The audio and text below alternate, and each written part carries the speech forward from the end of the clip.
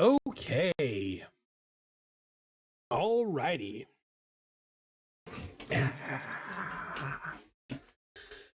How's it going? It is Monday night. You know what that means? I put on my glove. I pull my Apple Pencil out of the little chargy thingy that I keep it in. And I draw some drawings for you. I hope everyone's having a good night. I hope everyone's staying dry and warm. Happy. It's been a little drizzly, but mostly nice weather here today. I've been pretty productive today. I've got a lot of stuff done as far as doodling goes. Got some work done, got some play done, had a good dinner. I'm ready to draw for you. And I am drinking water without carbonation in it. That should be nice for everyone. So yeah, I hope you're all having a good time. Welcome to the stream. My name is Matt Brotherton. I go by Taco Viking Studios. That's my company where I draw little things for people and sell stickers and stuff. It's fun. It's a fun time. I actually have a to-do list that I need to do. Here's a little sticker I did. I need to put the Taco Viking Santa hat logo variant out. Get it up and running. I got a lot of stuff to do today or this week. My to-do list just keeps growing. But you know what? That's okay. It's okay to be busy. That's what's nice about life. When things get busy, you just keep going. All right, so I guess it's time for me to go ahead and probably spin the wheel. Let's talk about the wheel. What's on it right now? So the wheel of requests and challenges is a randomizing prompt agent that I use to draw things for you. There are a bunch of stuff on this wheel. Most of them are things. Santa hat, do reindeer antlers. Ooh, that's a good idea. Most of the things on this wheel are requests from audience members or people I have met in person. A couple of these things are things I added onto the wheel so that I could have extra time basically during the stream to work on them. Currently on the wheel, we have the next creature in my 100 creatures challenge. That is, if that comes up, whatever that next creature is, I'll draw it. I'm not entirely sure what it is. I haven't checked it yet. A beach alien. The beach aliens are something I'm drawing dozens and dozens of them for the December art print for the Patreon pack. We have aliens in the ocean. Aliens in the ocean is our theme for the month. Roller skating / skateboarding zebra. When we get there, I'm going to flip a coin and decide if it's roller skating or skateboarding, and one of those two is going to be drastically different in how that zebra turns out. Assassin squirrel for our friend Hooded Squirrel. Giant blue cat person Jester for Rollivan. I'm going to force him to use it as his avatar from now on. A daydreaming sloth. Penguin Santa, and a solstice sticker. I put the solstice sticker on there because I haven't drawn one yet, but I want to have one to give away at the market on the 21st. So I just thought if I put it on there, I might be able to knock it out while I still need to. So that's everything that's on the wheel currently. Why don't I go ahead and give it a spin? Spin, spin, spin, spin, spin, spin, spin, spin, spin. Looks like we got Penguin Santa. Penguin Santa. I'm a little nervous about drawing a Penguin Santa because I used to draw so many penguins. And now I'm apparently bad at drawing penguins now. You know, when you stop drawing something for a long time, you get that way. You lose your touch, you get rusty. So penguins definitely have balls for heads, though. That's the important part. And then they have little conical bodies. So we'll just come down here. When I come down here, if that's our ball head, If he's a ball head, he'll have a little cone body. So I'll draw a little base of the cone body. And those should be centered. Those should be centered on each other. The easiest way to make that happen is just to make everything symmetrical. We're not drawing features anyway. We're just drawing a little mannequin to draw features on. So we'll start there with a little ball head. And our little ellipses to be the cone body base. And cone body. There we go. So yeah, penguin, basic penguin shape, you know how it goes. And then penguins have little heart-shaped markings on their faces, like this. Or more accurately, if you watch Big Bang Theory, you probably already know this, butt-shaped markings. The classic heart shape that we call the heart shape is actually designed to look like a woman's butt. I learned that from Big Bang Theory from Amy Farrah Fowler. And they have little beaks. And then we gotta make him a Santa penguin. So obviously that means a Santa hat.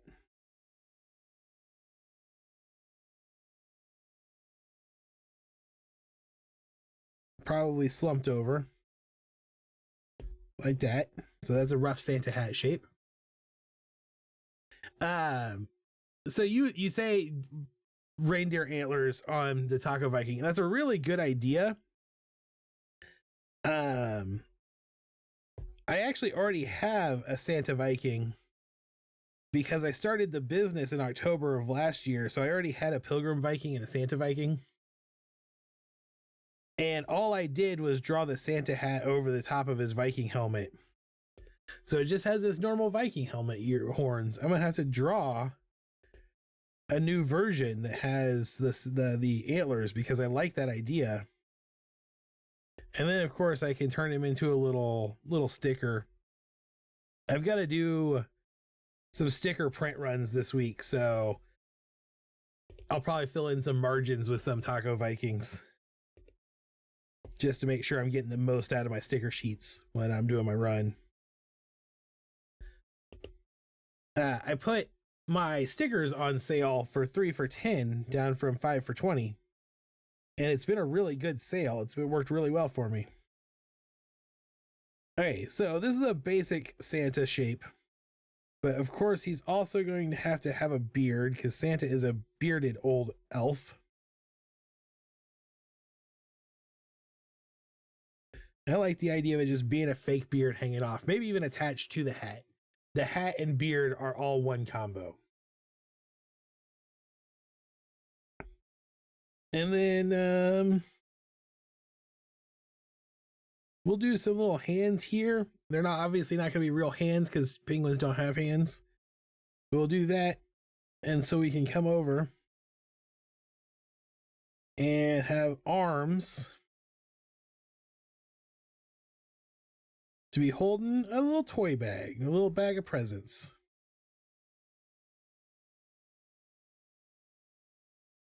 Because what is Santa without the gifts?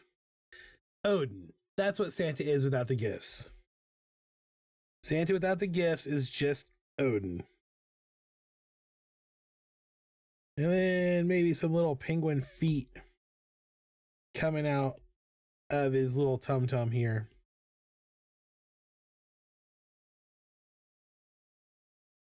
That's pretty good shape. This is a good silhouette for a penguin dressed up as Santa Claus. I think it's a good silhouette. Also, this would make a nice round base shape to make it into a sticker. I'm always thinking in the way of stickers. Yeah, let's go ahead and get our detail pencil, and now we'll start drawing an actual little sketch here. So, is he imitating Santa or is he kidnapping Santa and he's in the back? Oh. Once upon a time, I would be like, how dare you? Penguins would never. But Pimbleton Ward turned penguins into bad guys. If you watch Adventure Time, Gunther the Penguin he would totally kidnap Santa.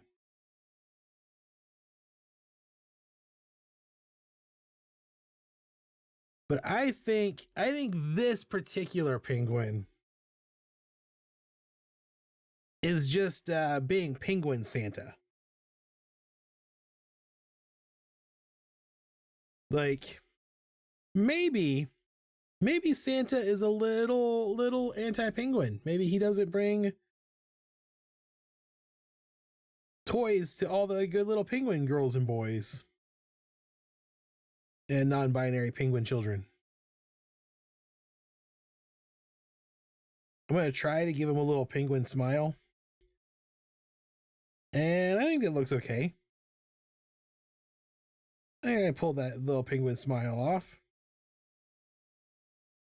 Little penguin tongue in there. And glad to hear he's on the nice list. Oh, I forgot I was going to have that beard attached to the hat.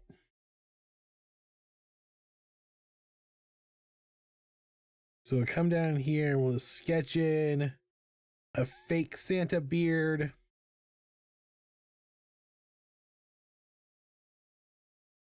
Very much like our retro robot.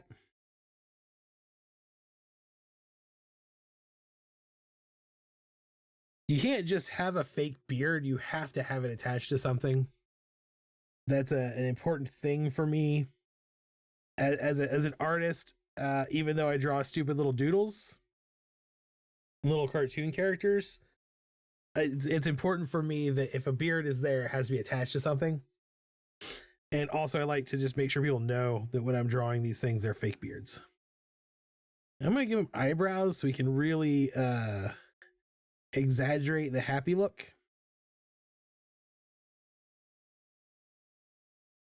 This penguin is definitely looking pretty Madagascar-y here, I think. Unfortunately. That wasn't intended. I guess I shouldn't say unfortunately. Penguins of Madagascar aren't horrible. I mean, it's not like it destroyed cartoons or anything.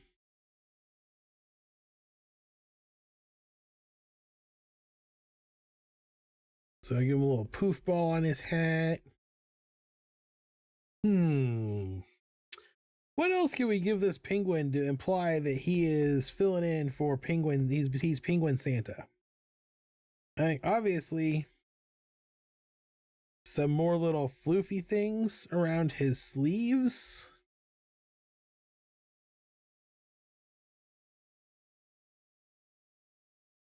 But here's the question is, does Penguin Santa's like sleeve floofs, little fur-lined sleeve floofs?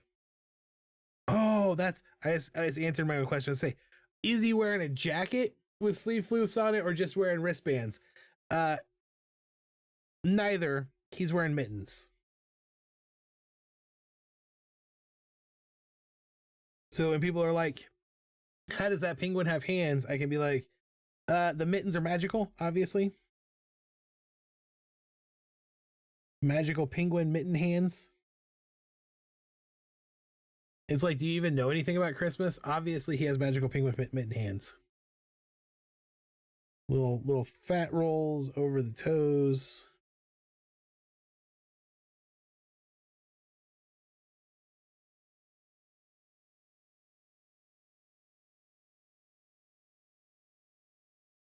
Little penguin. There we go. Yeah. I feel a little bit better about this penguin than I did the one I drew the other night. The belt with a huge buckle, but maybe it's slightly too big and a bit crooked. Ooh, that's a good idea too. How's it going? So we come in here and we give him like this.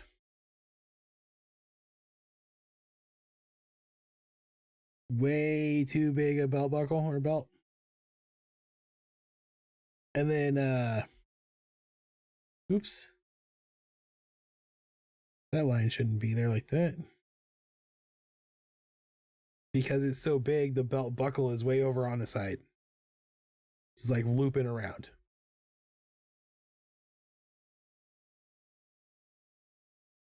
And that should be like this. So like that. And then just erase that real fast. So yeah, big old giant Santa belt. Bring the little flush down, down like that.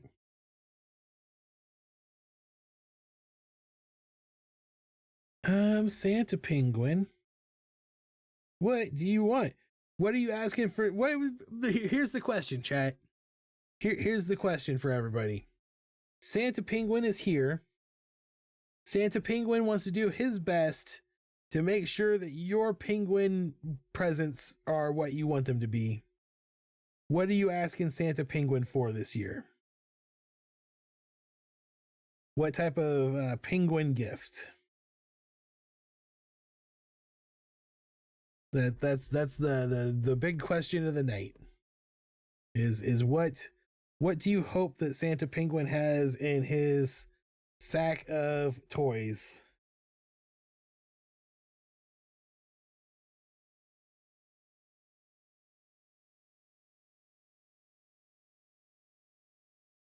If I could get anything from Santa Penguin, I think I would ask for maybe a laser printer. I love my high quality inkjet printers.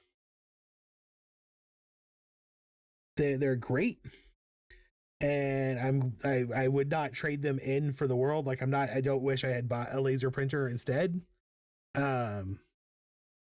What I would wish I had was also sometimes I wish I had also a laser printer, because like these tarot cards print way better on a laser printer. Ooh, a Krampus plushie.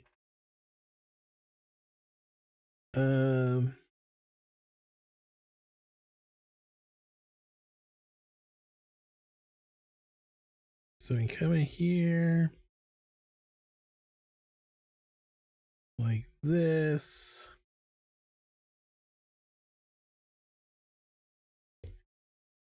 Little Krampus plushie action.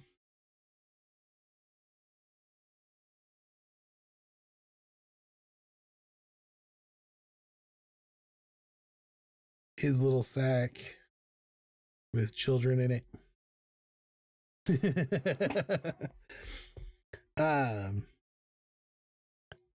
Yeah, I was thinking about trying some stuff, and I was like, oh, everything I'm saying says these work way better on laser printers, and I was like, ooh, I could get a laser printer for just a couple $100.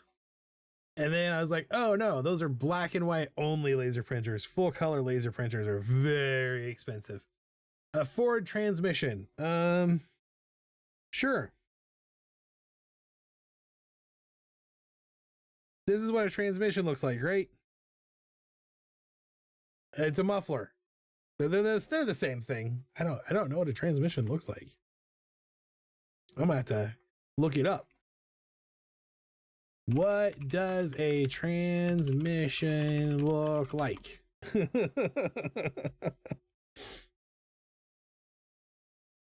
Probably doesn't look the same as a muffler. Although these don't look that different. So let's see, we got a thingy here, and that comes down like this, and it flares out into a spaceship bit, and then there's some little turbines in it, and that part is probably where the laser comes out of.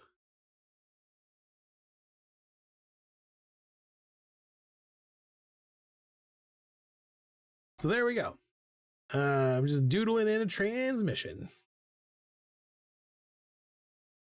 Come over here, I'll put in a little printer.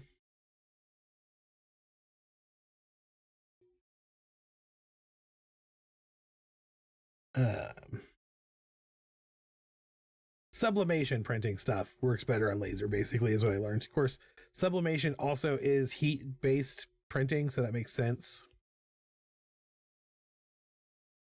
So do there. All right. Got his little sack of goodies. Let's turn him into a full character here. That sketch part is done. I'm gonna grab my G pen and I'm actually gonna turn this up to like size 15. I've been working with it really small and I want to try using it bigger. I've been having fun with this brush. 99% of the time when I'm drawing in fresco, the brush I use is just the standard. It's what they call the flat brush. It's slightly off round, and I just use the standard settings. I haven't really tweaked anything. But for fun, the other day, I was basically for Naruto Zombie. I was like, hey, I'm drawing Naruto Zombie. There are what they call manga brushes in the vector brush set. I should give one a try. And so they have a G pen vector brush preset. And I like it. It's got a certain level of smoothness and taper to it that it's very similar to the other brush I use normally, but it has just a little bit more taper to it. I probably should just set up and make my own brushes, really.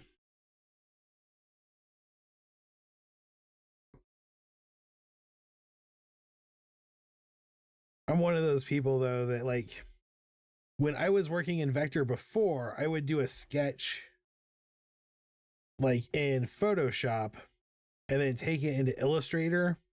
And so I would literally be using like vector line, ink line paths to do my inking before I discovered fresco. So like anything to do with these brushes is like magic to me because I'm just drawing vector lines. It's crazy. And then I can still, this is a PSD file, it's a Photoshop file, but I could still transfer this over to Illustrator really easy and work, like convert them back into paths and work that way to make them, if I wanted to, into more traditional vector art, which I'm probably going to do with the thing I was working on for Leo today so that he can have all of those SVG vector file layers. Okay. I might need to change my pencil head here pretty soon. I'm getting a lot of breakup. That usually happens when I need to change my pencil head. You know, just the way the world is. So how's everybody's Monday going? Everybody have a good Monday? Did everybody have a good weekend? Hope everybody's weekend was good. Yeah, okay. I was thinking for a second this penguin's hand might be upside down. Which is funny because penguins don't have hands. I had a really good weekend. I had a really good time working the holiday market on C Street this weekend. We had beautiful, beautiful, gorgeous weather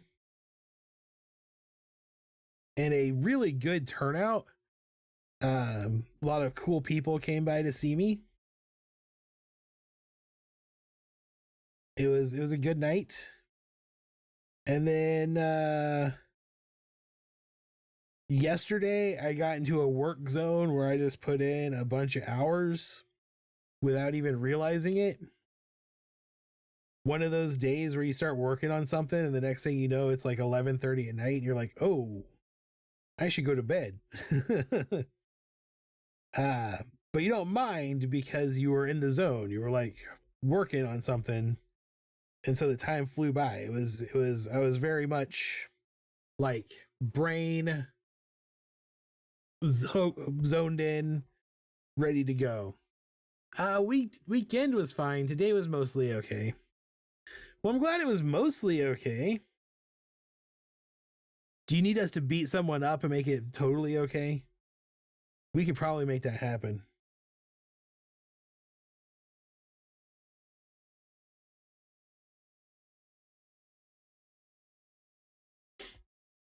Uh, I got like 6 things done off of my to-do list today. So that was also good. I should be ahead of where I thought I was going to be come the end of this week.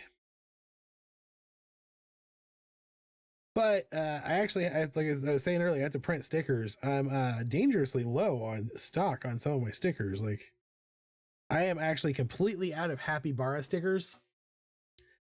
And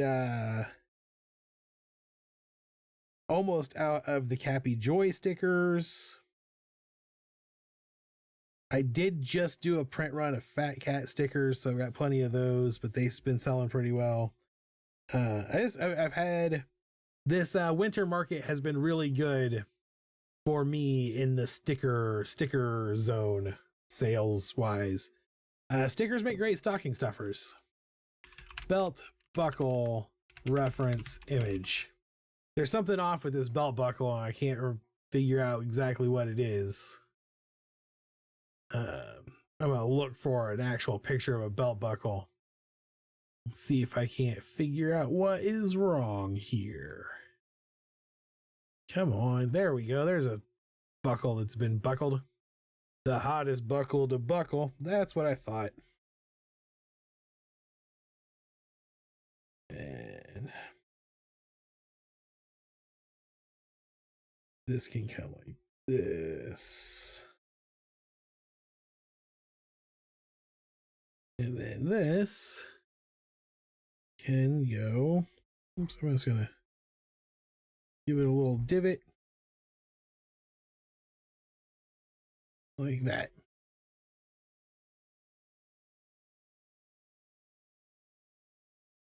The world needs Cappy stickers for sure. Yes, it does.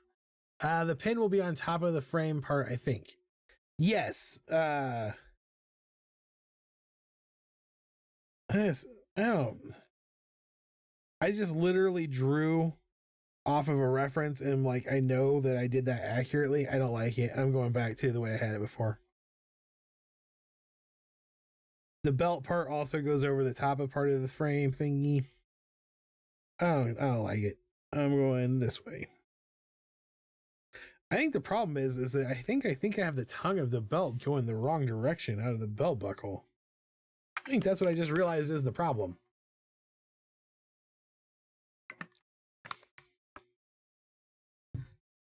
That's okay. It's fine. It's fine. It's good enough. No one is going to accuse Santa Penguin of having a janky belt.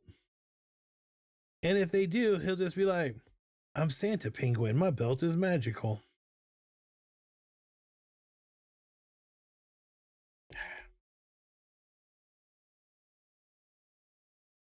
So that little trio of blops there, that's what happens when the head of my Apple Pencil starts to go bad.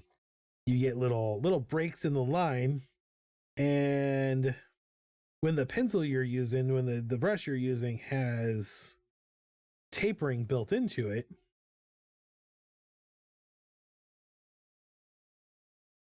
it will cause those breaks will all be tapered like that. All right. So 1 penguin toe, 2 penguin toe, 3 penguin toe, penguin toe.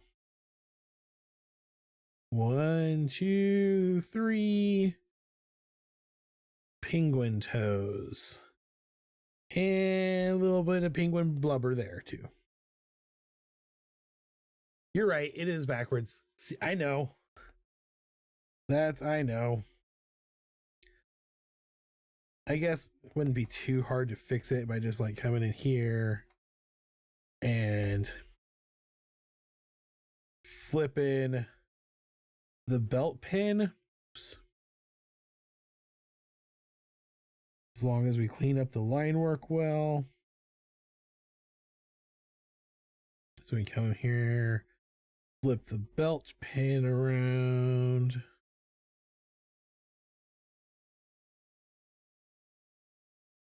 There. That's actually, it's correct now. Okay. Need. There we go. Just draw through it. Just draw through it. Matt, you know that's why you use these brushes. Vector trimming is magical. It's math magical. All those crazy artists out there who are like, I prefer to draw with my hands instead of math. That's crazy talk. I'm gonna come draw a little rope. And a little knot. And comes down here. So that the penguin is holding it.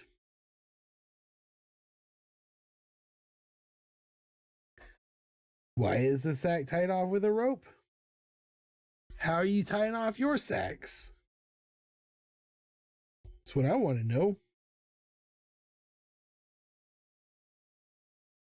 I don't know why I started doing sacks with a rope, but I've done it that way for a really long time. And now it just kind of feels like a thing that's mine.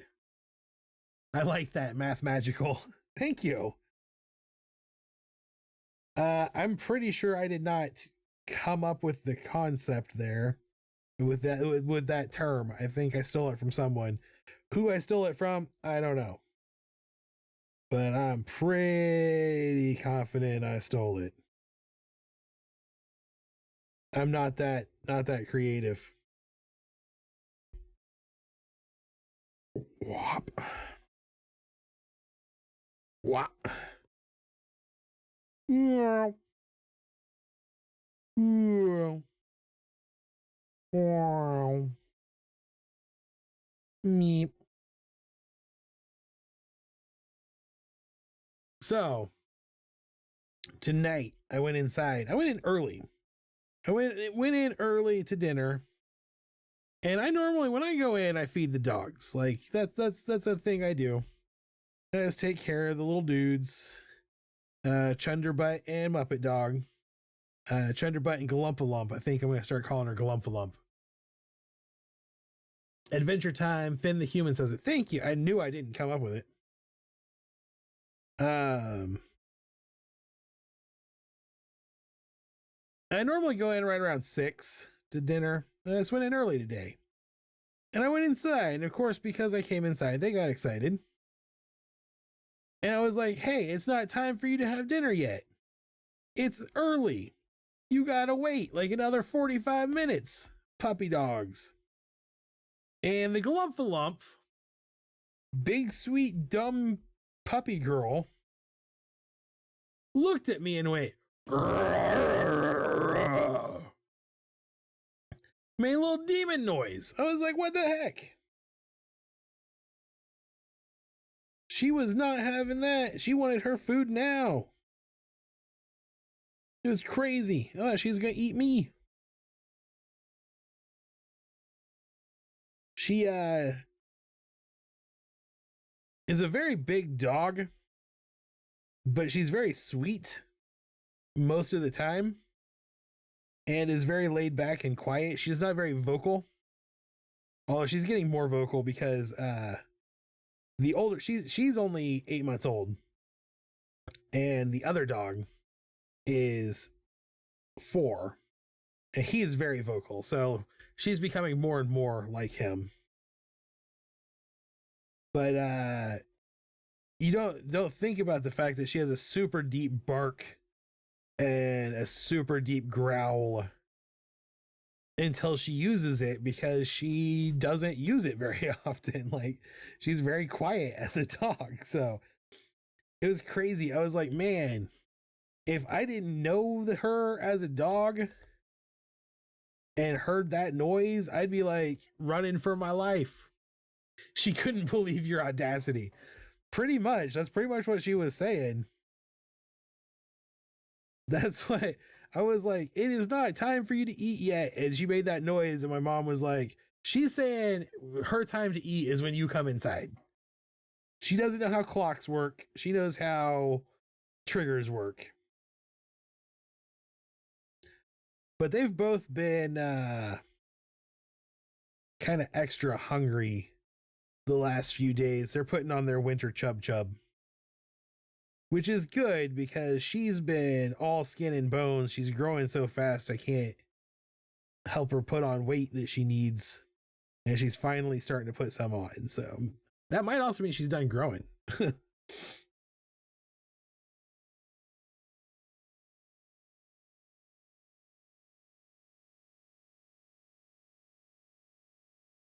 Oh, I should have. If I was if I was working on like my Huion tablet and was using my PC instead of my iPad, so I had access to all of my print files, I would have, instead of drawing this Krampus plushie from scratch, I would have gone and gotten the Krampus the goat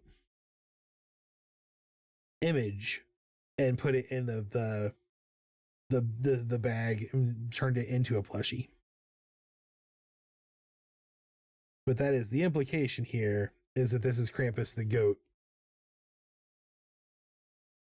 as a plush doll with a human child in his sack. Do a little line there.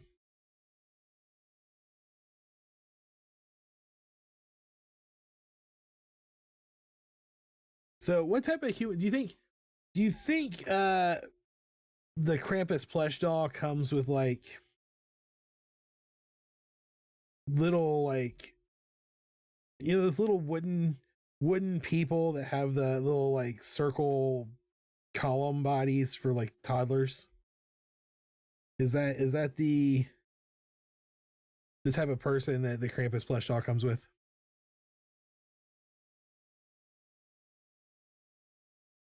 My other dog is pretty terrifying, like full growl, full teeth, loud bark, and she will correct bad dog behavior, but she is ultra gentle and sweet. Maple licks and drips of water from her mouth, and it is scary, scary. That is, if I was ever going to be worried about a dog, one of the two, like, being a problem, uh, it would be the little one that doesn't make scary noises. He just makes little yippy noises. Not that I would worry about either of them actually biting anyone. That's just not the way they were raised or behave. Um, but the Josie, the big one, the big dog, she is a gentle giant and is not very bright. What was crazy about it is she's normally like very laid back, like very little gets to her. Could have a little wooden figure, I suppose. You should keep Krampus plushie, by the way. It's pretty great. Google Krampus plushie. I will have to Google Krampus plushie. That sounds like a thing I'm gonna have to look up. Thank you for the follow, by the way. I really appreciate that. Welcome aboard.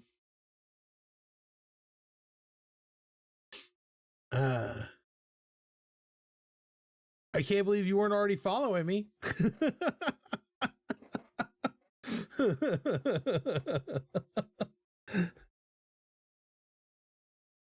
I say you're here all the time.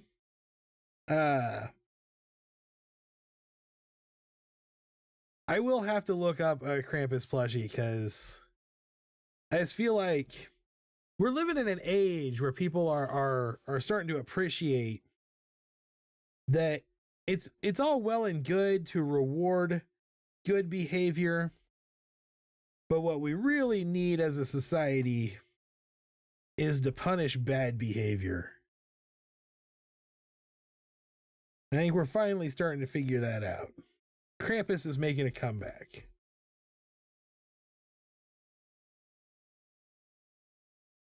You know, it's all nice and everything to turn Pinocchio into a real boy when he gets it all right. But he only gets to be a real boy after he's already been half turned into a donkey for being a jackass.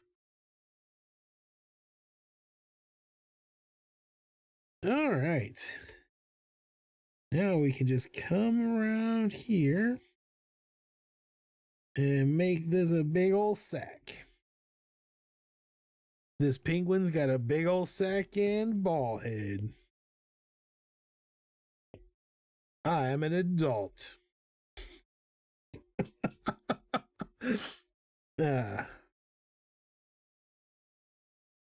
Okay. That was looking pretty good. This looks pretty good. Again, this penguin is a little more Penguins of Madagascar than I normally would prefer to draw. I like my penguins more circular. There's so much variety too, so many different styles. I'm gonna have to look one up because I personally would like to have one. Although I used to own, back in the day, I used to own a Santa Cthulhu plushie. I do love that belt. I'm glad. Color the belt in and give it a little gold on the buckle. And then we'll color in these poof balls. And the beard. Beard should be white too. And then I'm going to bring this penguin in like this. Oh, I was not thinking through when I drew these broken lines. That's okay. Actually, you know what? I can do. We'll do it like this. We'll say this is the sun. Oh, no. I hit too many backspaces. All right, there. We'll come this way. And then we'll come over here. And we'll do this one this way. And then that leaves the little belly to go back to being white. And the face should be white. And yellow beak. Red mouth. White eyes. Yellow toe beans. And we'll do brown on the mittens just to separate them from the flappers a bit more. So there's that, all of that. And then I'm going to come in here and I think I'm going to do like a beige on the pouch. Do.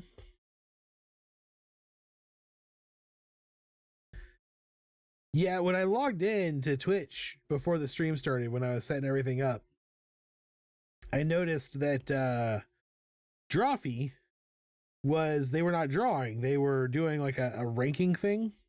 And I thought, man, once you get famous for being a drawing person, you don't draw anymore.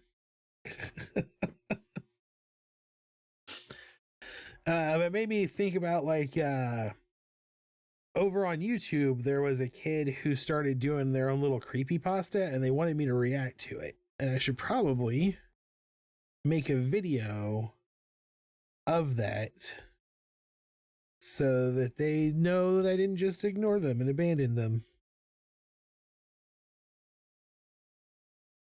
Just go do a little reaction video to their creepypasta they made with Sonic the Hedgehog. All right.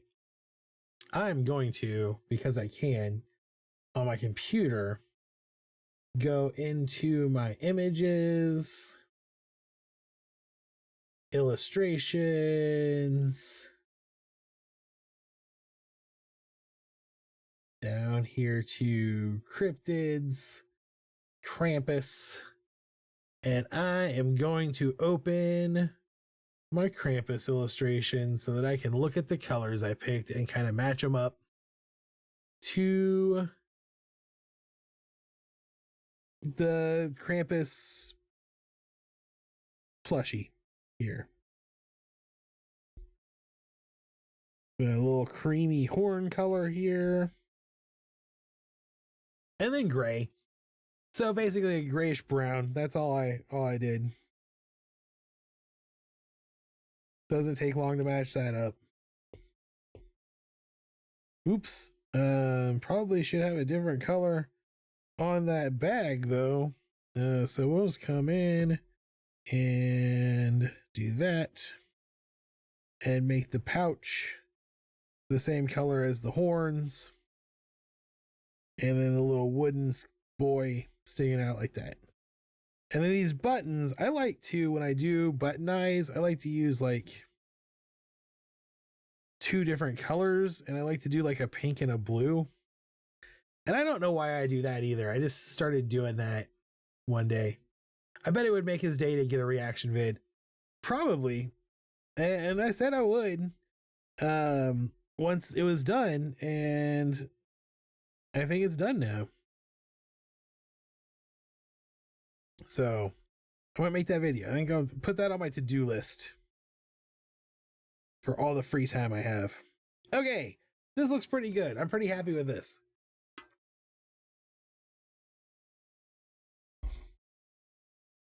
So I'm going to do a bluish gray on the shadow, on the shading, and keep the shading pretty simple. I always say that and then get carried away anyway. What can I say? I think doing the shading on objects might be my favorite part of the drawing process.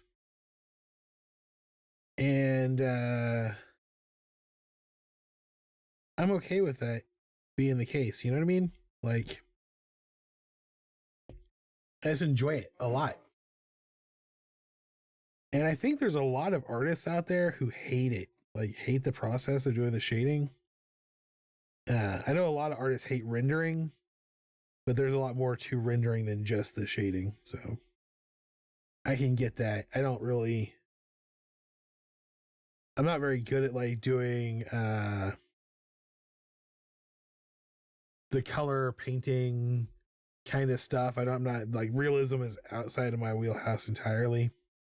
So like I kind of get it when they talk about rendering.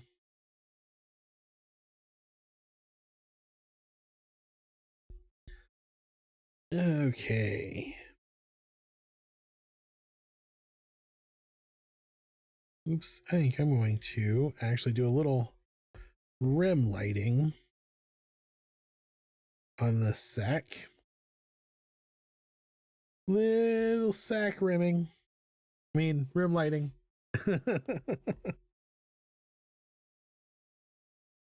Since we moved to Twitch from YouTube, I have not had like a 13-year-old pop up in my chat. So I'm thinking about relaxing our what's the word I'm looking for here? Restrictions.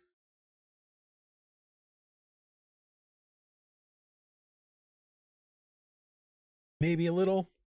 Not going crazy, because if I relax them too far, then we all know that one person will just come in and ruin the whole thing.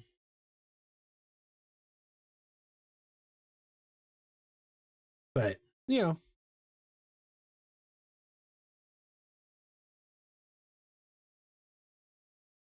all right. I'm already doing more in this shading than I intended to. Once you start, you can't just stop. You can't be like, I'm only gonna do half of this rope. Get a little bit of rim light.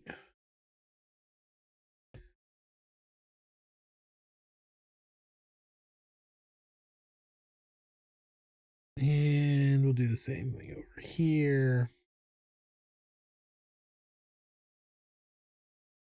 What? Come down actually like that. And across like this. I'm usually immature anyways. Maturity level. Yeah, maturity level. I don't like the term maturity level for exactly that reason, right? Like, I'm like, what is, it's technically correct. I saw someone, okay, so I follow someone on Blue Sky, and her post was like, that my content is for adults, and by adults I mean people capable of having conversations without getting overly emotional and blah blah blah blah blah. And I was like, okay, yeah, I totally get that.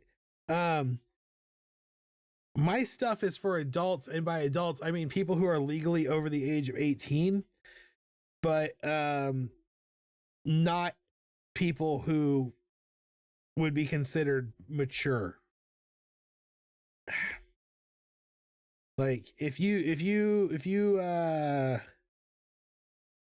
the go-to like parent friend in your friend group, I'm probably not your cup of tea.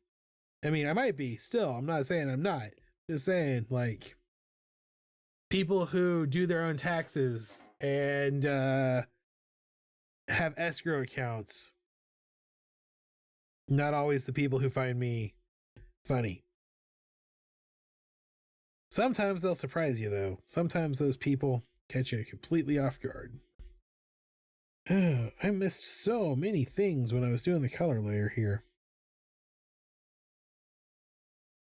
I accidentally did the line art. There we go. Bloop. And back to the shade layer. Back to the shade color. Shade that in. There was a thing when Yeti Detective and I wrote Alcohologist Chronicles. We put a disclaimer on it that said something like, for mature audiences only. But by mature, we mean like legally an adult, not mature like has a 401k. Not once have I ever been accused of being mature.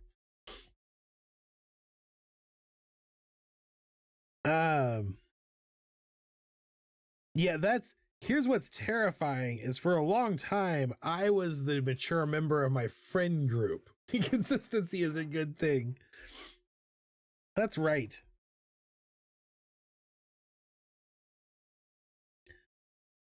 Yeah, I was the mature stable one in our friend group, and that should tell you how crazy and messed up our friend group is.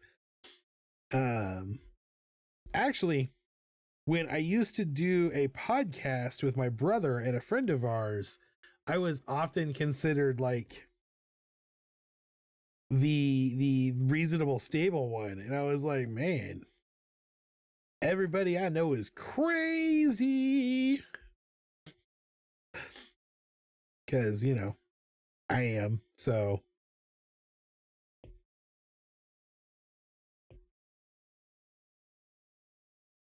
I get graded on a curve, though. Anybody who spends enough time around Yeti Detective gets graded on a curve, and you automatically become a little more mature than you really are.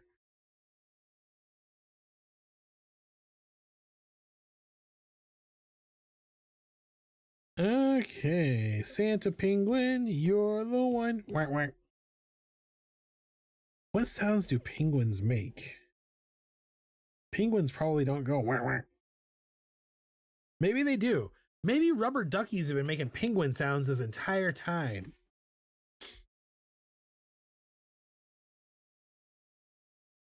I don't know enough about penguin noises to know for sure.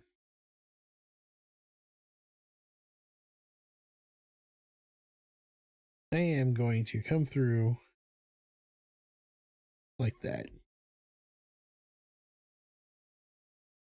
Come on. I must hit the line art again. Okay, there we go. There we go. Santa Penguin, you're the one. You make bath time uncomfortable with your presence.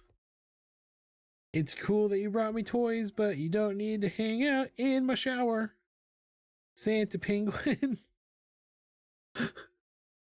Some people just have that knack of causing others to naturally become more supervisory. That's the Galumpalump, because literally anything that she can get her mouth around, she will try to eat. And that includes a lot of stuff that's not good for her. I've become way more like on guard, I guess, for dog behavior and being like, hey, what are you eating? Because she will like flat out try to eat like insulation. She's just fully in the will munch anything puppy mode. And I have to really keep an eye out for her. Gotta worry about the puppy all the time. And that was tonight. After I fed them, I was sitting in the living room kind of waiting for dinner to get done cooking. And I could see them standing at the door to the kitchen down the hall. And I was watching them, and every time they would step into the kitchen, I would yell at them to get out of the kitchen. And Chunderbutt and Glump both were like, how can he see us? That's not fair. And they ended up trying to go to the other door to the kitchen. But I told him, I was like, you jingle jangle when you move and your feet clack on the floor. I can always tell where you are. You're not stealthy.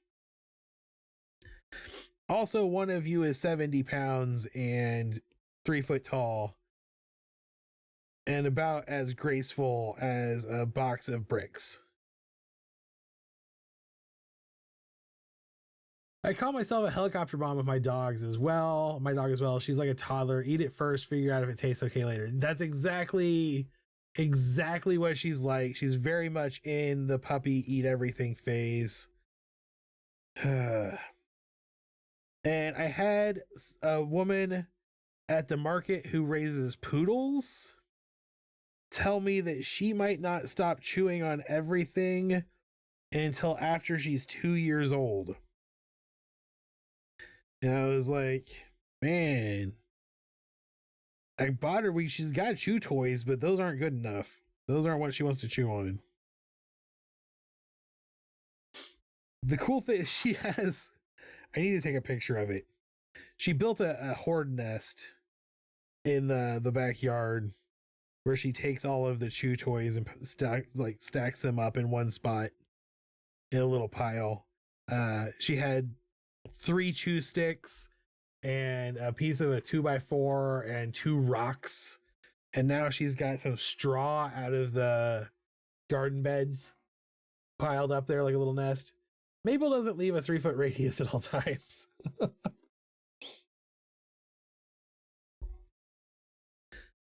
That is that's one of those things we say that like we know when she is probably getting into something that she shouldn't, because the only time she doesn't want to be right around people is if she is getting into something she shouldn't. Otherwise, she's very much a let me lay here and get petted.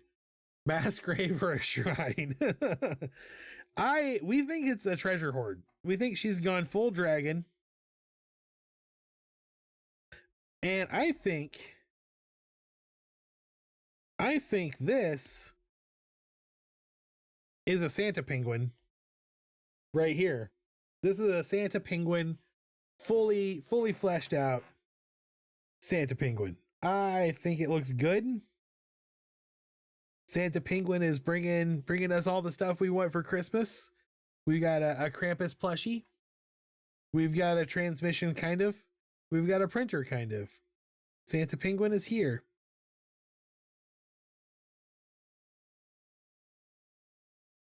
So Santa penguin is drawn. We got to spin the wheel again. Does anybody have anything they would like to add to the wheel before I spin it? I have added some stuff to the wheel. Ooh, it's going to reload. Nailed it right on the beak.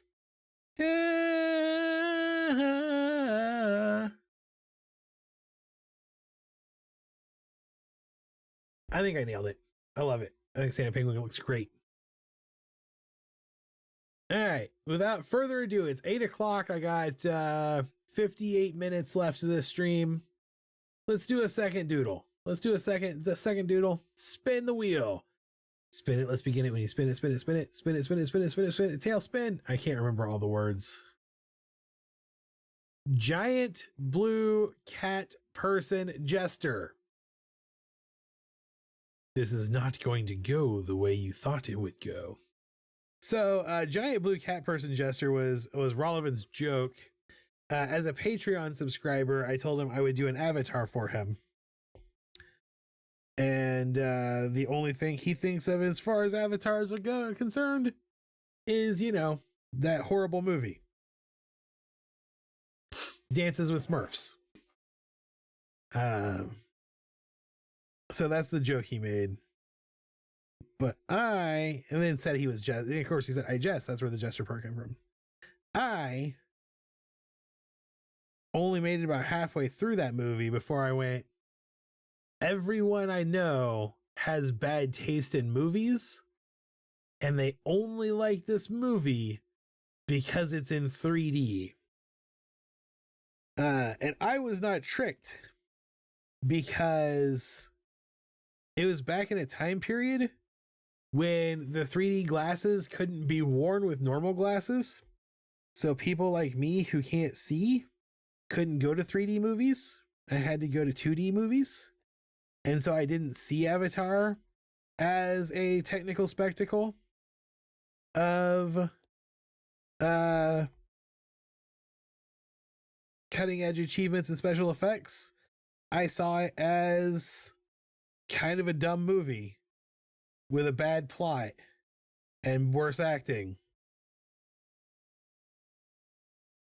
But I don't mind people spending a lot of money to go see a movie like Avatar. I don't mind when a movie like Avatar makes a lot of money. Because first of all, dumb sci-fi movies are allowed to exist. Like, not everything has to be super brainy all the time. And if you like Avatar, there's nothing wrong. There's nothing wrong with that, right? Like, you can like whatever you like. But sci-fi doesn't have to be deep. Like, it really doesn't. Sometimes it can just be fun. Star Wars is not deep. I love Star Wars. Not deep. Star Wars is about space wizards fighting each other with laser swords. And we really try to find more deep depth to it than that, but it's not really there. Sorry. That's the truth.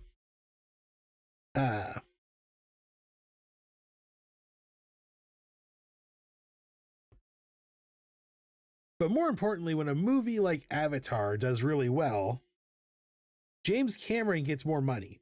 And when James Cameron gets more money, he uses it to create more technology that can be used to make really awesome movies by really good directors.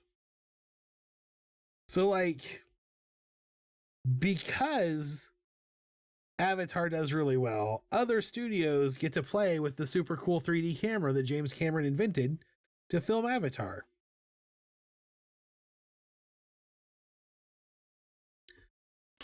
And that's just the world we live in.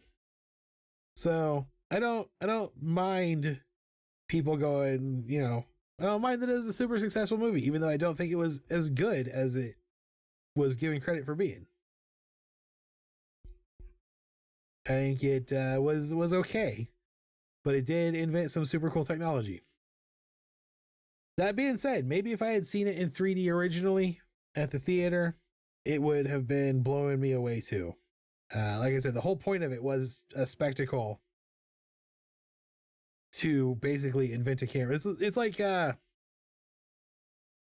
don't think this might actually get me attacked by people I went to high school with. I don't think the movie Titanic is very good. I think it's actually kind of meh. But Titanic as a film funded a lot of really good projects from the same production studio and created a lot of really cool computerized techniques that are used still today.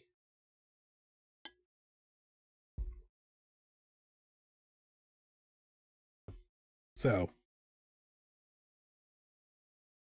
if you watch Jay and Silent Bob Strike Back, there's a scene where Ben Affleck and Matt Damon are making Good Will Hunting 2 hunting season.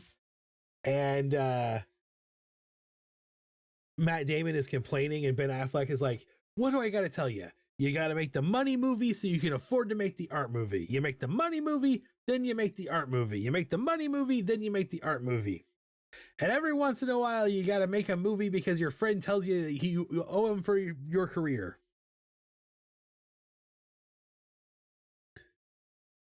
Because, Ben Affleck's like first role was a View Askew movie.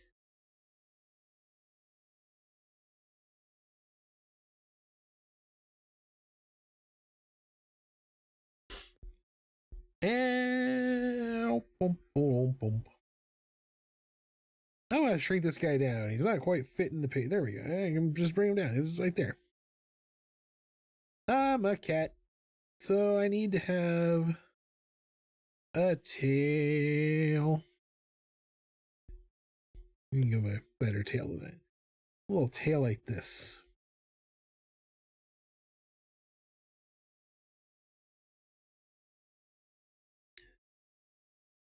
So, is this giving Cat in the Hat vibes on this just Jester Cat? I wonder if anyone has created a drink called Titanic and it has to be on the rocks.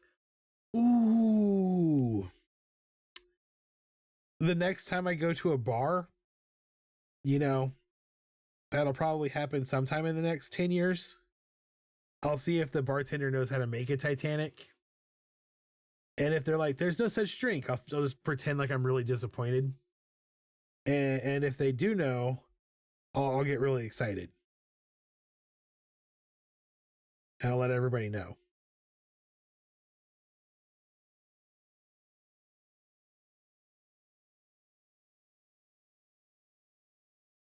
Heathcliff, no one should. So I feel like there are two types of people. I just drawing a cat makes me think of Heathcliff. I think we went through this in October or in September, whenever I do the costume cats. Drawing a cat makes me think of Heathcliff. And I think there are two types of people in the world. There are Garfield people and there are Heathcliff people.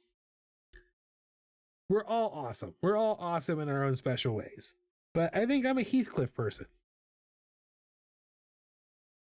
I think it's because I actually like Mondays. Oh.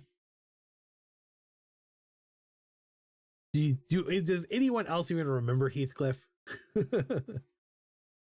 And yes, I know it wasn't rocks that took them out. Yeah, but on the rocks means on ice.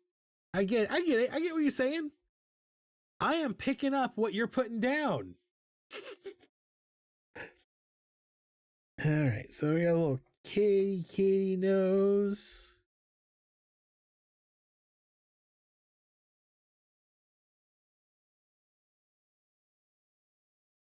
I'm regretting my decision not to make this cat look more like Wilford Brimley. And I think that for as long as I live, I will regret my decision not to make every cat look like Wilford Brimley. When he got hurt, he would say, meouch. Yes, he would. And he would always eat a fish skeleton that was like one of these things. Like that's all Heathcliff ever found in the dumpster. He must have been hanging out at a specific seafood restaurant.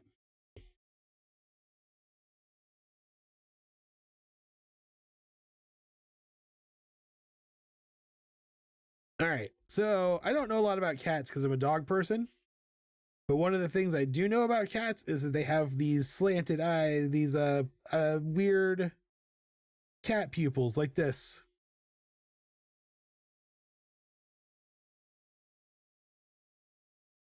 Um, it's like I don't know a lot about goat behavior, but I know that goats have square pupils like that. Oh, three. There's Eek the cat too. I remember Eek the cat. Um, oops, this is not a Santa hat. This is a Jester hat. I do remember Eek the cat. I do remember meouch. Eek the cat was later though. That was 90s. I feel like by the time Eek came around, Heathcliff and Garfield and Friends had already run their course.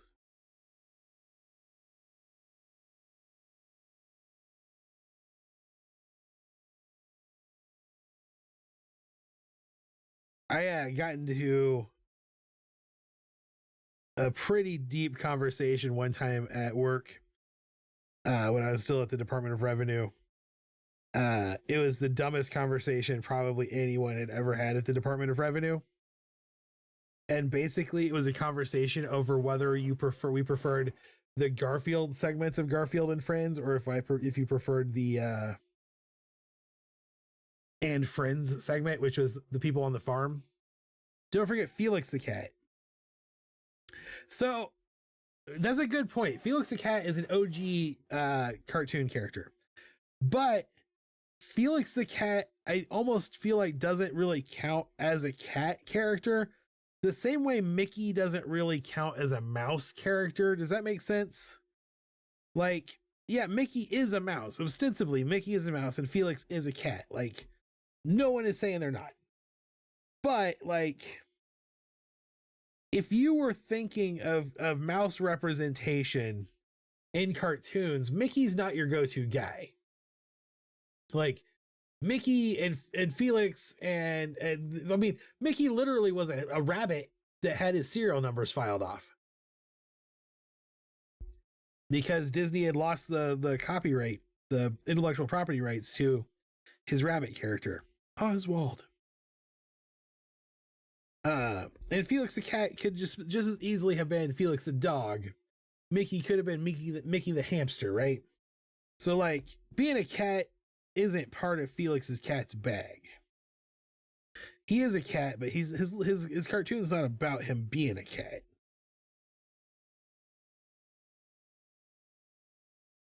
And to me, that's like an important part of the conversation there, right? Because like there's a lot of cat. Felix made a pretty creepy clock. That's probably the only thing most people remember Felix for these days. Um,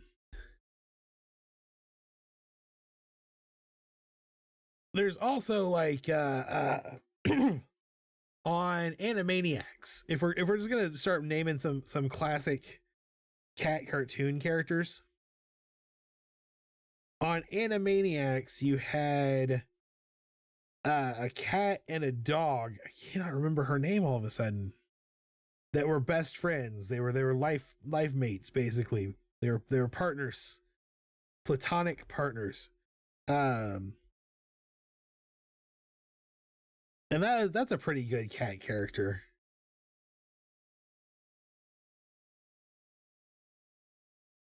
And really, her stories were about her being a cat and him being a dog, but they were more like the way they reacted to the world than like she was a cat and he was a dog, which is why she was a pessimist and he was an optimist. But really, the humor of their pairing was that he was an optimist and she was a pessimist. So like they could have just as easily been anything else. Cannot remember that character's name. I'm gonna have to look it up before it drives me insane. Cat on Animaniacs.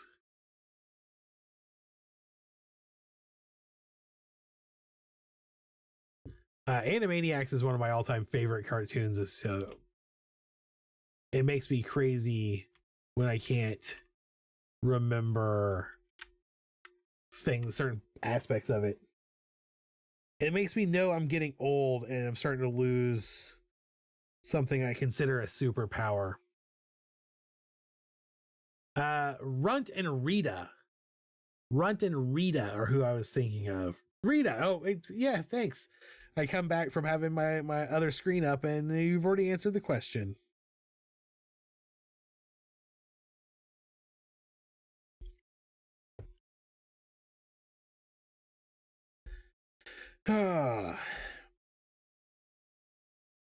That's I'm gonna get vulnerable and real here for a moment.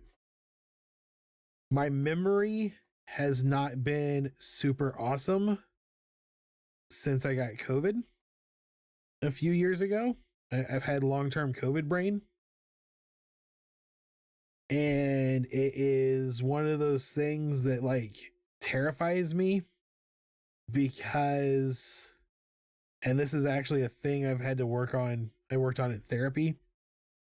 Like for a long time, my personal perception of like what makes me valuable as a person is like the function of my brain. And I've lost a lot of that. And so I worry sometimes. Like it's been a big tear on my self-esteem, kind of, to when I start to forget things and I lose words. Or just don't process information as fast as I used to. And it's one of those things I've always been a little afraid of getting old for exactly that reason, like losing my edge. And I feel like it came way earlier than it was supposed to, and I'm worried I'm not really going to ever get it back.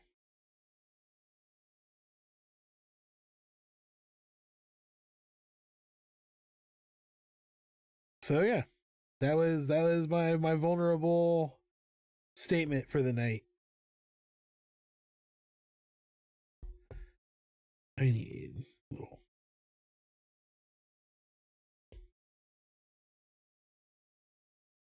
I am one of the smaller crowd who has still not had COVID. I'm happy for you. I also love Slappy the squirrel. I did love Slappy the squirrel also. She drank buttermilk like a weirdo. I'm glad that you have not had to deal with it. It is not fun.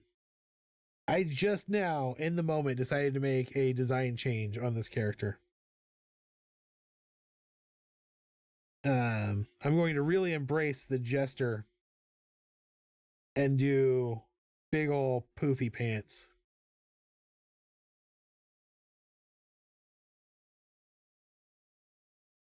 Like that.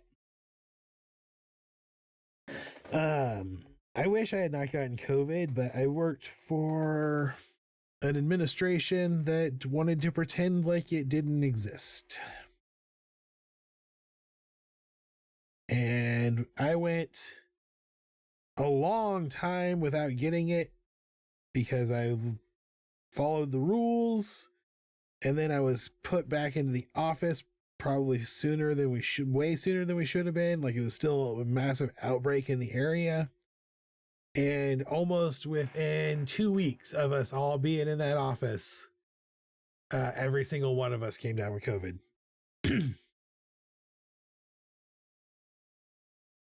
Okay, I'm gonna ink this in. It was nightmare scenario. I do consider myself fortunate because even though I did, like I said, I got it immediately, and I have had long-term COVID brain issues, basically.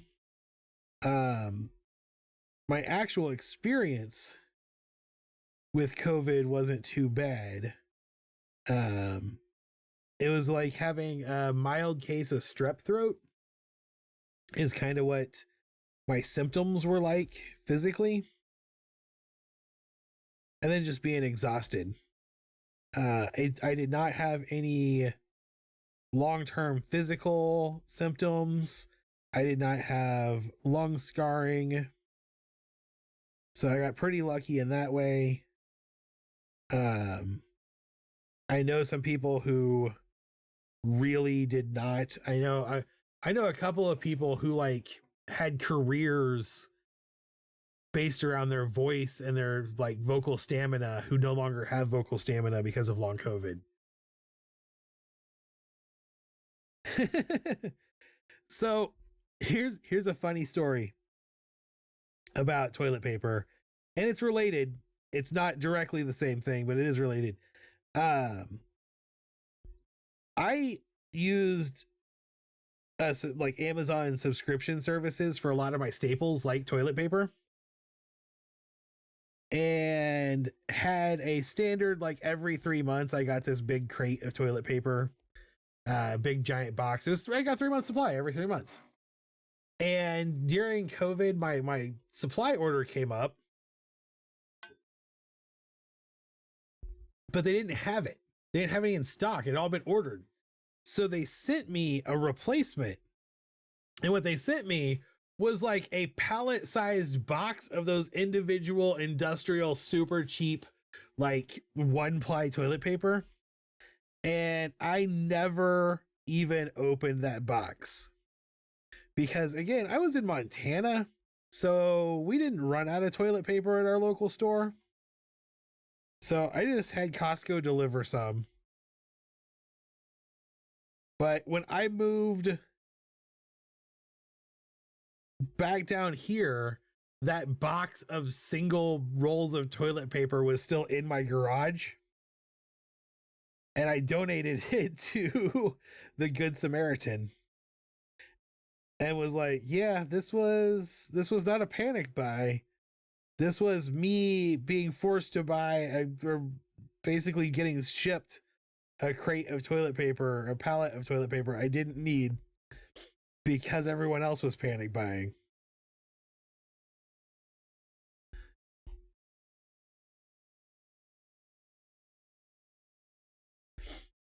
Um, it also is the reason, like, another reason I might be on a list for. So we're talking about things I Google that might get me in trouble. I did the math and figured up how much toilet paper it would take to TP the entire Capitol building using drones to maximize efficiency. And did that math. And it would have been like 10 pallets of that toilet paper. Yeah, like the brand Scott has, we sold those individually too. I would buy a big pack of Sam's, so I was good. That's basically the big packs like you would get at Sam's is what I would normally get every 3 months from Amazon. And it just, like I said, I didn't even think about it. My subscription just came on a regular basis, and the next time it was up, they were like, here's your pallet of toilet paper. And I was like, okay.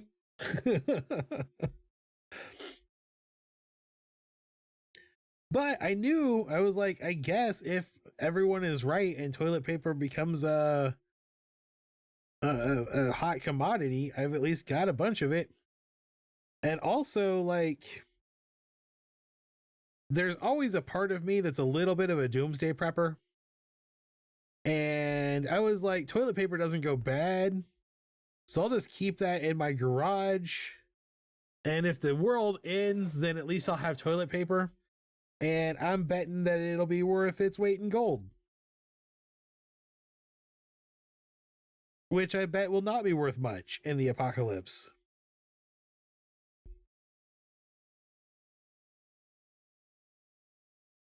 It's if you're a hardcore prepper, like a real one, not like a survivalist, but like a real, like, what do you do in a zombie apocalypse scenario kind of prepper, you know that gold is not the way to go. Like all those guys who are like, you need to bury your gold bars in your backyard so that you'll have them for the apocalypse. Those guys are all morons. And I'm glad that they lost their empire to the onion. The real preppers are like, you know what you should keep on hand is those little bottles of booze. They don't go bad, and come the apocalypse, booze is going to be a thing that you can trade for you'll be able to trade it for just about anything. People are going to want that booze. Like trading smokes. It's the same concept. There are a lot of people in the community who keep cigarettes on hand for the same idea, but cigarettes do go bad. I mean, smokers will still smoke them, but alcohol doesn't go bad. Toilet paper doesn't go bad. Something that always stuck with me since the first time I watched Jeremiah, there's a scene in Jeremiah where they encounter the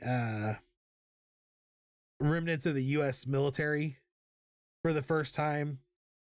It's they have no idea what's going on, but these military guys attack them, and one of them they kill one.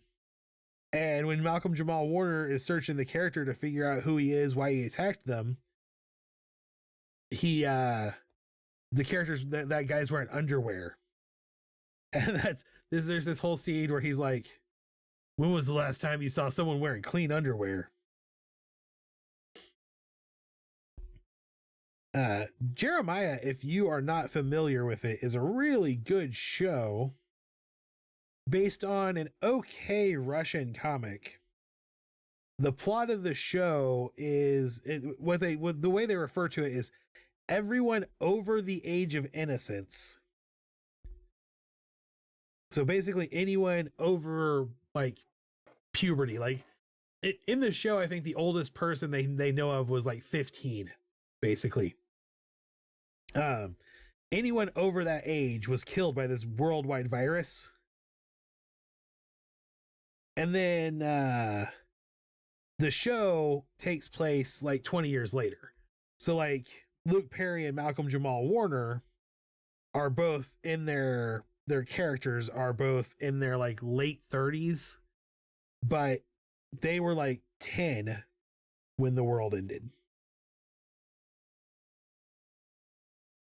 And there's a lot of cool, like the way the world is set up, the world building for how would kids rebuild the world is pretty interesting. The main faction that they work with is Thunder Mountain.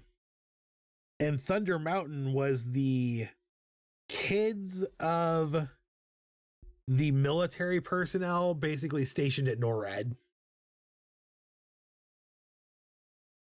So they don't have any formal training or anything, but they had access to a lot of books and equipment and stuff that no one else did because they were in the government's doomsday bunker, or so they thought.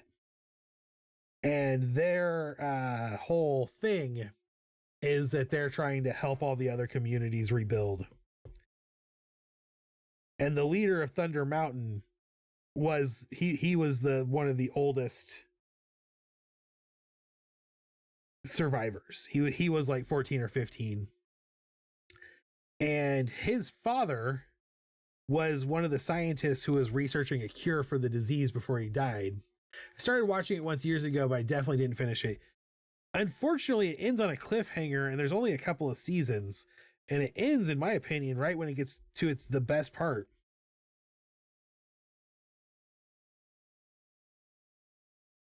Um,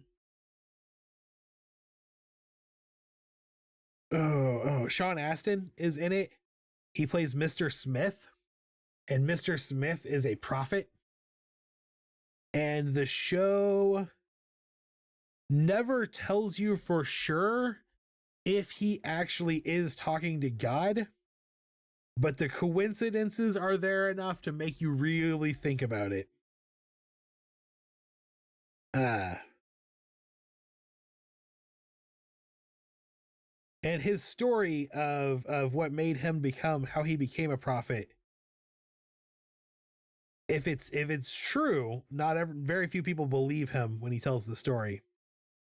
Uh, would make you go, okay, yeah, he's definitely God is part of this, because his story is he and his wife had a child, uh, and a sickness came in and it took both his wife and child, and he had decided he was done fighting and gave up, and he threw himself into a big body of water, threw himself off a bridge. And while he was in the water, he heard God talk to him for the first time, and asked him a bunch of questions, and then made him a deal.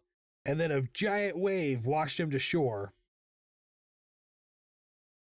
And what makes it, he's like, whenever people hear that, they're like, well, that's just a coincidence. And he goes, yeah, but I jumped into a lake. His bloomers look like a butt.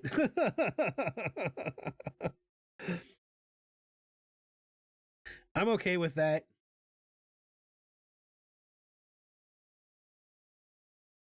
That's why I put stripes on them, though, is to lower the butt implication.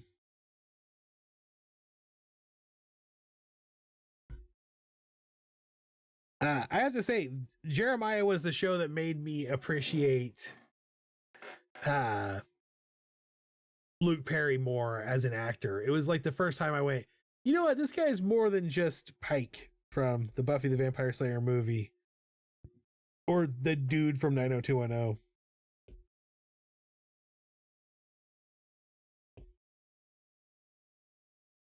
I'm a little sad. I'm a Luke Perry fan. I'm sad that he passed away. I feel like he was underrated. He was much more talented than the world gave him credit for. And I hope that I never find out that he was a really bad person, because it will make me sad. I'm glad the stripes fixed it. That was the whole point of the stripes. That's too blue. Gotta walk a balance in your levels of blue, because you want it to be blue because it's a blue cat person. That's the whole point. But you also don't want the blue to be so dark that it like mutes out the colors with an image like this.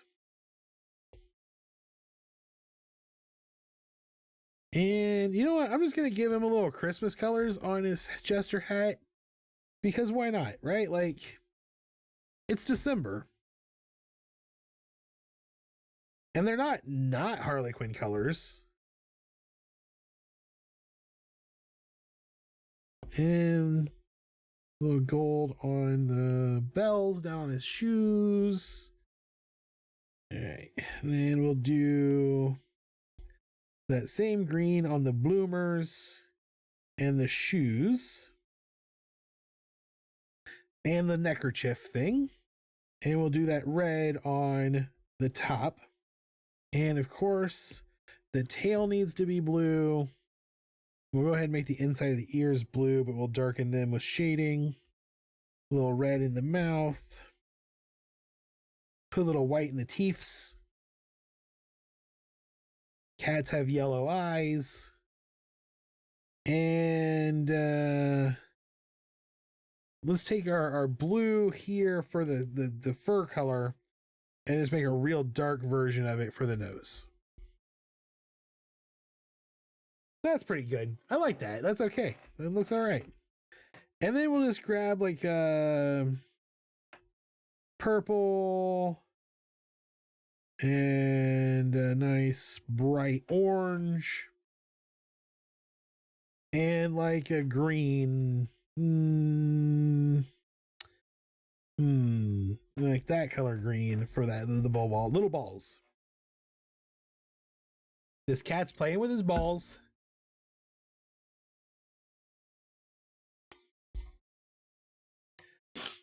Okay, and then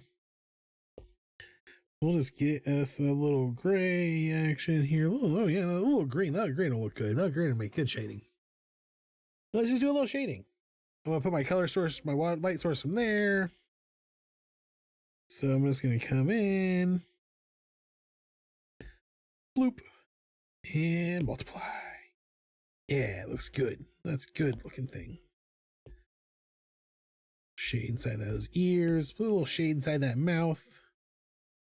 Also, a little bit of shading. Snarf.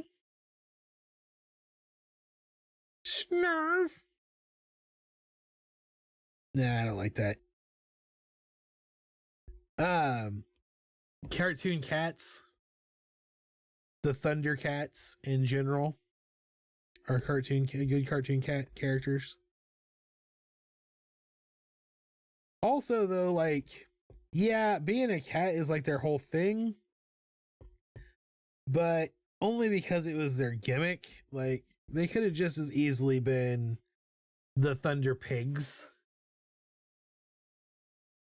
In fact, I'm pretty sure there was some kind of anthropomorphic pig characters at some point. Might have to look that up. I mean outside of Garfield and Friends. Because we've already established that I preferred the and Friends section. And so I liked the pig from Garfield and Friends. And I especially my favorite character from the Friends section of Garfield and Friends was the egg, the little chick that was too scared to hatch, so he was just with his feet sticking out of the egg.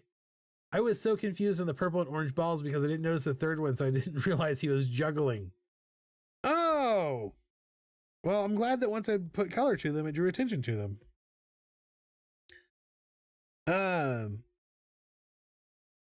Yeah, I pretty much anytime I think of a Jester, I think of someone juggling. I don't know why. It's just the way my brain works. I think there's at least 2 daily zombies where he's wearing an ass's ears and juggling for different reasons. I loved the Thundercats, and I actually liked. This is a brave words, unpopular opinion for some people. I liked the Cartoon Network reboot of Thundercats from like 2009. Not the one that was basically a cheap animation production house version of Everything Sucks. The same people who did Teen Titans Go. The one that was like a more anime-esque, more serious tone inspired. I liked it. I thought they did a really good job. Respecting the source material and yet going in their own way and making something feel new and unique.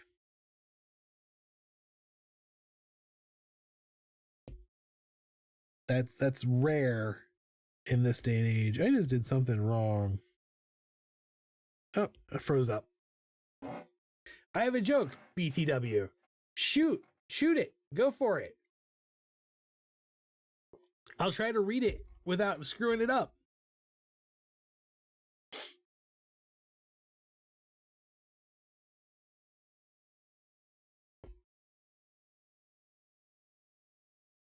Oops, I did it again. What do you do if you're attacked? What do you do if you're attacked by a band of clowns? I don't know. What do you do if you're attacked by a band of clowns?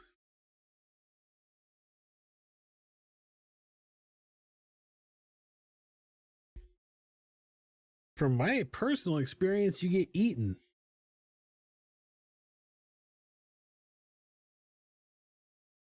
All clowns are cannibals. 100%. It's part of the way you are the funniest. You go for the juggler. Oh, I get that joke. I like it. That's a good joke. I'm going to try to remember that one.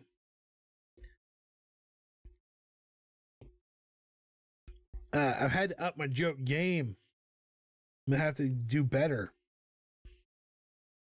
I got lazy on my punning. And now I feel like the world is catching up. And you can only rely on hyper alliteration for so long before people start to figure out that gimmick.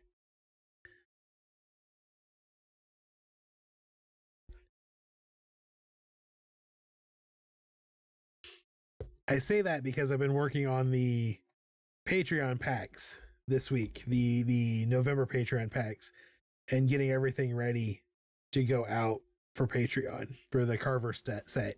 So of course I'm trying to come up with like the Patreon letter to the patrons, figuring out exactly how I want all that to do, the jokes I want to make in it.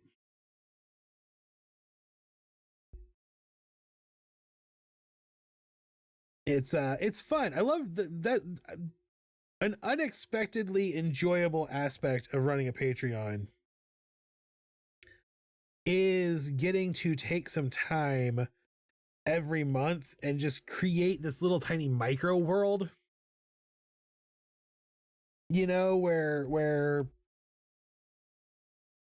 Edith Pumpkinbottom is sending out a letter for supporting the library, or you know, Graham the Grim Reaper support counselor is putting stuff together. It's fun. It's a fun little thing that I didn't anticipate creating. But now that I've done it, it feels like a thing that was destined to happen. Like, it's obvious that I was going to do that from the beginning. But it was not obvious to me in the beginning. I did not anticipate doing it. Why did the Mexican take her medication? Hispanic attacks. I don't know.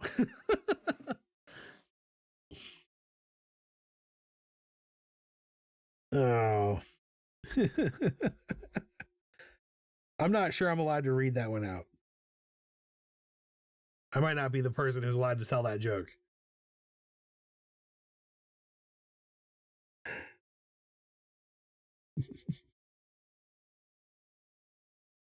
So yeah, part of the stuff I was doing today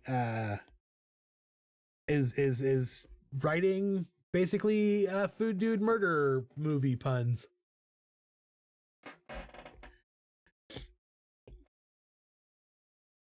And no, I'm not going to share because then you will get spoiled. And I want you to enjoy them with the unwrapping.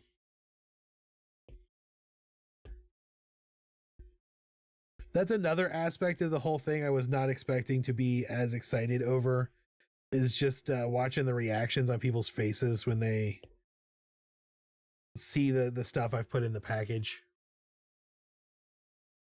It's one of the reasons I am very thankful for the holiday market, is that I still get to see that a little bit more going forward.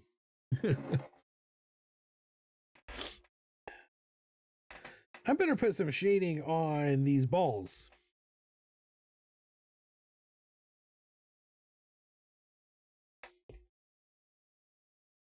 You know, before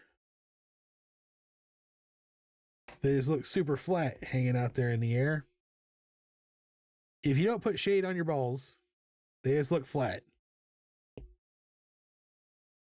That's art science. Not mask, erase. There we go.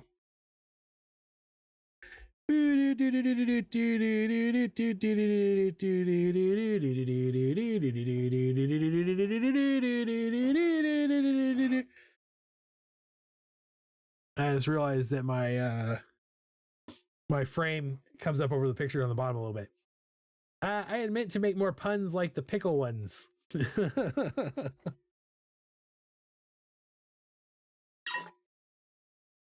out of water. Okay. This is good. This is a good character here. All right, so Rollivan, you're not watching because you're a slacker bum, but here is your blue cat person Jester avatar that you are now legally required to use on all social media platforms, and I'm going to petition the government to force you to put it on your driver's license. We all know what you look like anyway. You don't need anything special.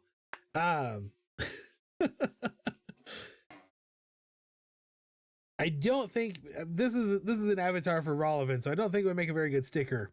But I do think Penguin Santa Penguin. I need a penguin-based Santa pun. What's the route we want to go here?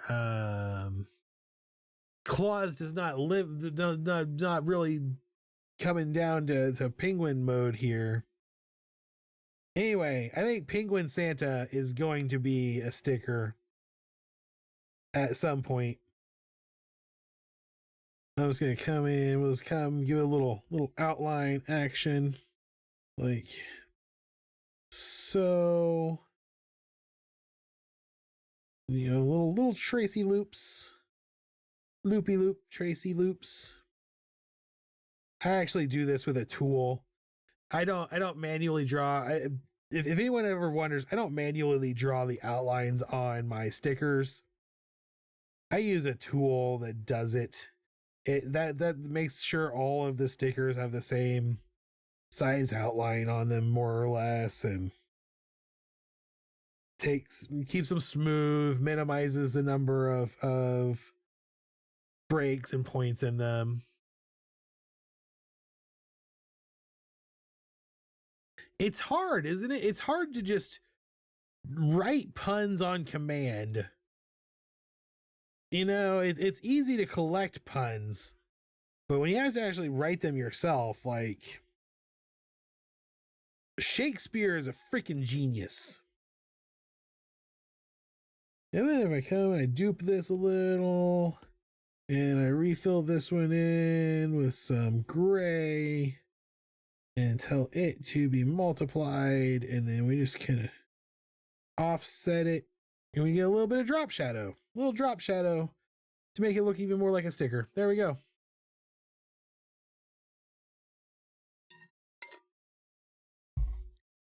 It is 10 minutes till 9, so I'm not going to start another image.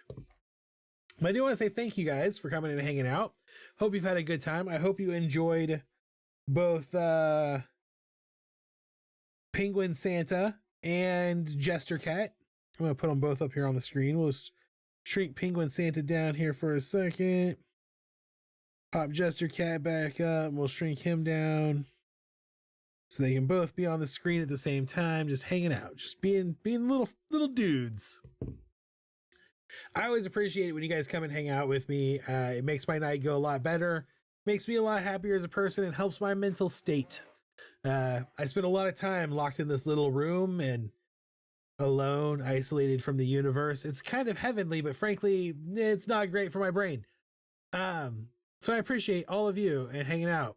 I hope you had a good time. I hope you enjoyed the art. I hope you will come back on Wednesday at 7 p.m. Central Time to do some more doodling.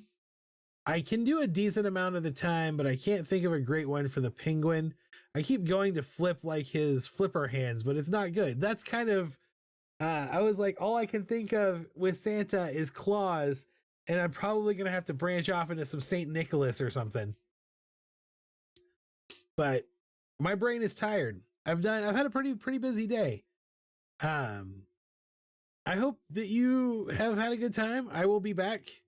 Thank you for coming and hanging out. I'm stalling as I kind of start looking to see if maybe we want to raid somebody. We could look and see who else is doodling on the internet that we might wanna give a shout out to here. Maybe we'll take a look at that and see what's going around that way. Yeah, have a good night. Thanks for coming. See you next time. I'm still just trying to get Twitch to load. I guess I don't have enough people to raid now anyway, so we'll just won't worry about that. I'm going to take off. I'm going to stop rambling. Thank you for coming. Have a great night. I hope you all take care of yourself. Stay warm, stay safe, stay dry. And remember, as always, to stay weird. See you next time.